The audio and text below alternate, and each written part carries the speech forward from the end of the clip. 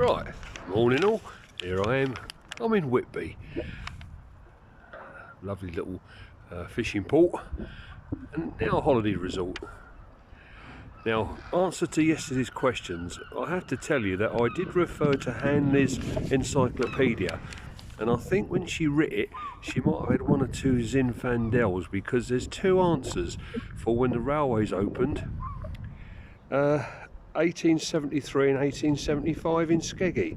So I'm going to take either answer, yeah, and blame it on the Hanley. Anyway, Whitby, here we are. Now, Whitby, just panning round there, you can just see the ruins there.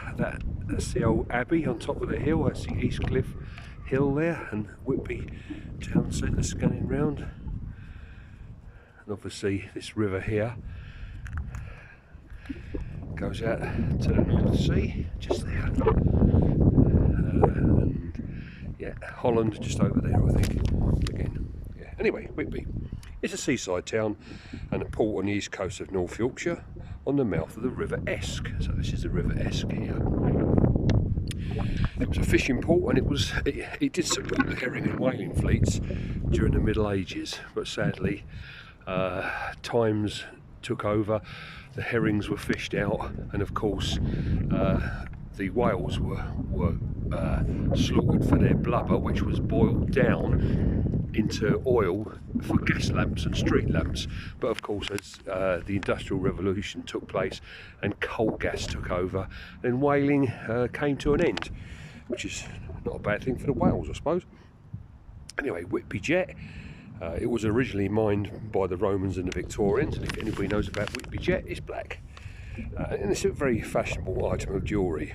Let's say the Abbey ruin is on top of the East Cliff and is one of the town's main landmarks.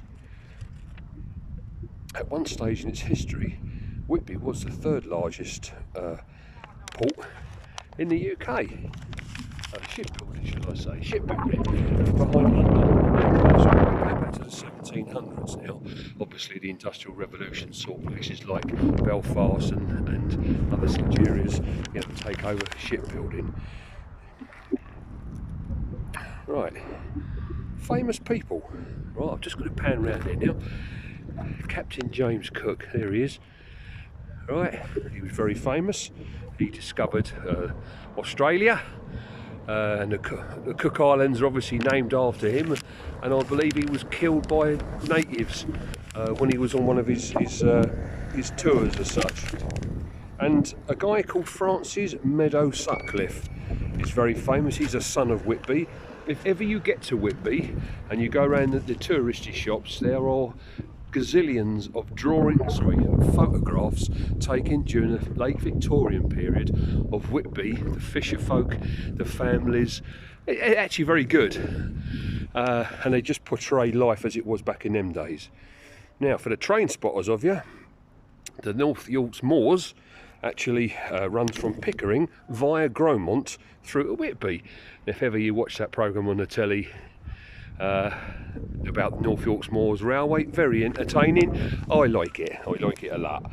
Anyway, for TV and film fans, Goathland Station, which is on the line, is actually the station that was used for Harry Potter and Aidensfield. It was renamed Aidensfield for that TV series Heartbeat. And actually I've had a pint or two in the Aidensfield Arms. Yeah, lovely. And I bought a fridge magnet as well from the garage across the road, Scripsy's garage. Anyway, Whitby, what else is it famous for? Dracula, of course. Now, Bram Stoker, not many people know this, but I did a lot of research. And I wasn't drinking Zinfandel at the time, but Bram Stoker was a pen name used by a woman called Vi Usher Cushing Lee Hanley, a Victorian author, or back in them days, authoress, before we got PC. She was a prolific traveller during the Victorian era, travelling the world writing many famous novels based on her experiences, though these are falsely accredited to other authors. Now, during a trip to Russia, she penned Anna Karenina, and while staying with the Bronte family, wrote Wuthering Heights. So what you read about all those other authors is not true.